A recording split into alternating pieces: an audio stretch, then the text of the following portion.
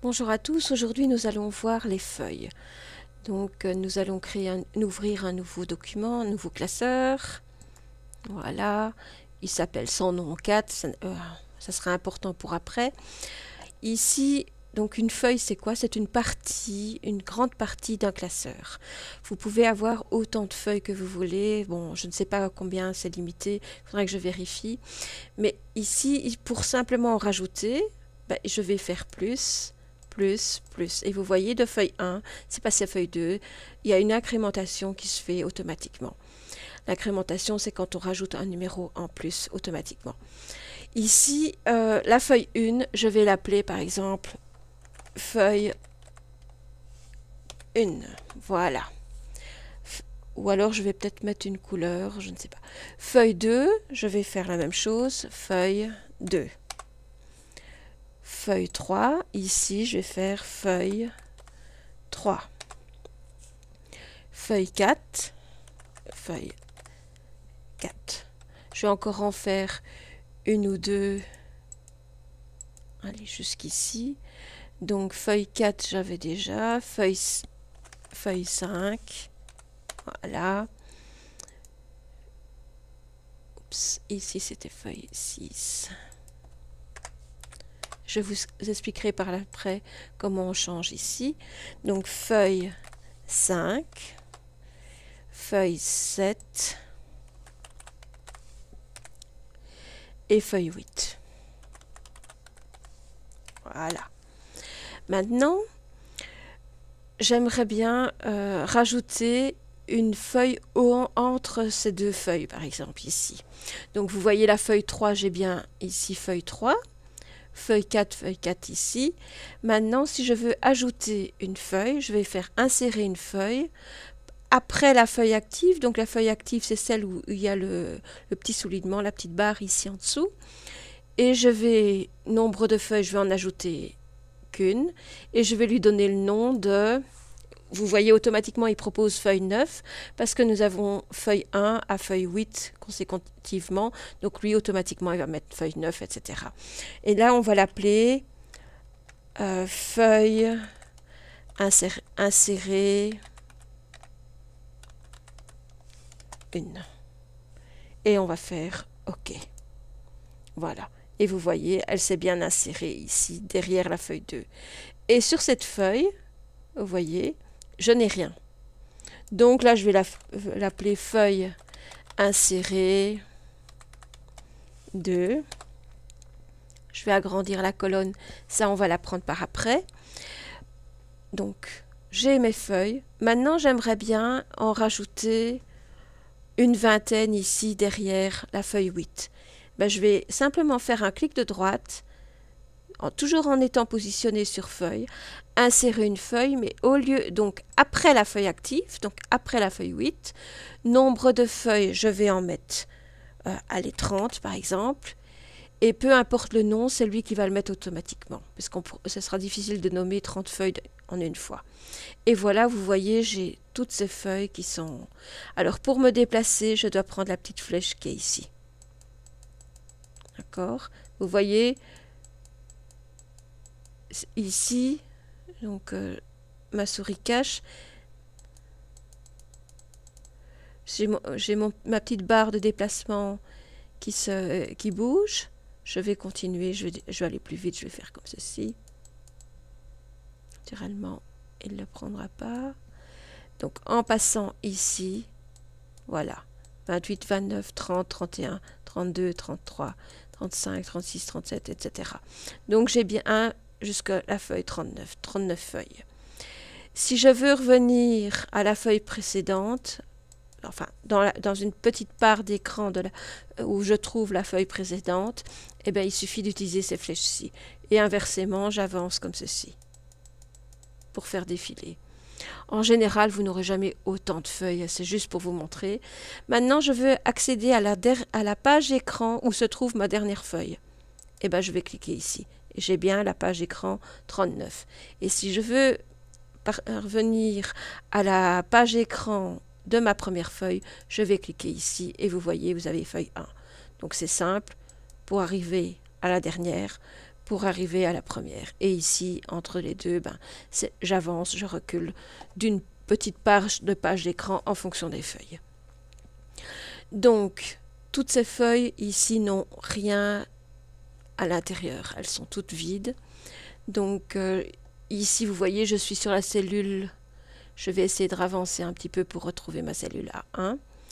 Si je me positionne, je suis sur la feuille 10, si je me repositionne sur la feuille 1. J'aimerais maintenant effacer tout ce que j'ai fait, annuler toutes ces 30 feuilles ou ces 20 feuilles que j'ai rajoutées. Eh bien, il suffit simplement que je fasse annuler. Et vous voyez, je me retrouve avec mes 9 feuilles de départ. La même chose, je vais refaire encore annuler. Je vais supprimer la feuille insérée. Voilà, et je me retrouve avec 1, 2, 3, 4, 5, 6, 7, 8. Donc, maintenant, on va voir ce que propose aussi le menu de droite. Donc, je suis sur ma feuille 1, je fais un clic de droite. Je pourrais très bien supprimer la feuille ici. Je fais supprimer la feuille. Êtes-vous sûr de vouloir la supprimer? Je vais faire oui.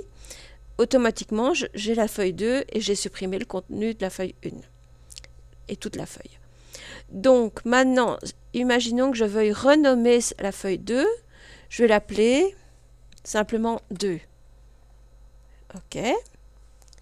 Si je veux déplacer cette feuille 2 et la mettre entre le 4 et le 5, je vais cliquer dessus, je laisse le doigt enfoncé sur la souris à gauche et je tire entre 4 et 5. Et voilà, elle est positionnée ici. Je pourrais faire la même chose avec un clic de droite. Je vais faire déplacer ou copier la feuille. Imaginons que je veuille la déplacer et que je veuille la mettre en dernière position. Et je reste sur le document sans nom, c'est le document qui est actif, c'est-à-dire que c'est celui que nous utilisons pour le moment. Et je fais OK. Et vous voyez, la feuille 2 s'est bien mise en dernière position. La même chose, je veux faire une copie de cette feuille, je veux la copier et je veux l'insérer avant la feuille 6. Vous voyez, insérer avant. Et bien, son nouveau nom, je vais l'appeler 2 copies par exemple. Voilà. Et bien voilà ma feuille 2 et ma feuille 2 copie qui se trouve ici. Ça peut être utile quand on a des gros documents. Maintenant, ce qui est intéressant de faire, c'est de s'amuser avec sélectionner toutes les feuilles. Bon, voilà, vous voyez, au lieu d'avoir une petite barre en dessous de chaque feuille, eh ben, elles sont toutes sélectionnées. Et qu'est-ce que je peux faire quand c'est comme ça? Je peux simplement peut-être changer la couleur d'onglet. Ah, il m'a tout pris, naturellement.